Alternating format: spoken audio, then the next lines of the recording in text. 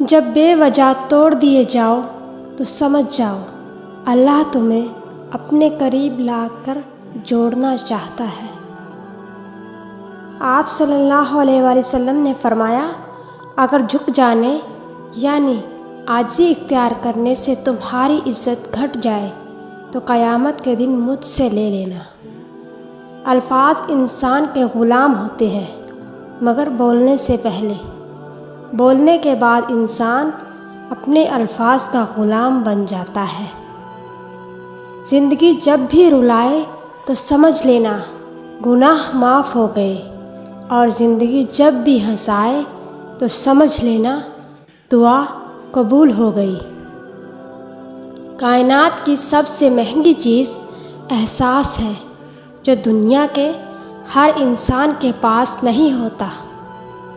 پریشانی خاموش رہنے سے کم، صبر کرنے سے ختم، اور شکر کرنے سے خوشی میں تبدیل ہو جاتی ہے۔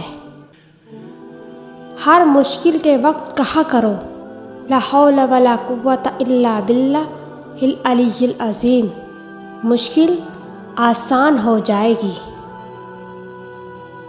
جب اللہ کسی سے خوش ہوتا ہے تو اس کے لیے نیکی آسان اور گناہ کرنا مشکل کر دیتا ہے۔ تمہارے درد سے تمہارا رب واقف ہے، وہ چاہتا ہے تم صبر کرو تاکہ اور مضبوط ہو جاؤ۔ جب دل تکلیف میں ہو تو سکون کے لیے سب سے بہتر جگہ سجدہ ہے۔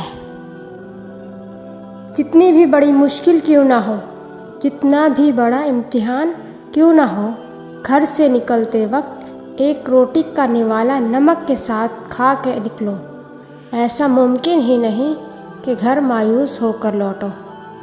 کسی نے حضرت علی سے پوچھا، جب ہماری قسمت پہلے سے ہی لکھ دی گئی ہے تو دعا کا کیا فائدہ؟ فرمایا، ہو سکتا ہے قسمت میں یہی لکھا ہو کہ مانگنے پر ملے گا۔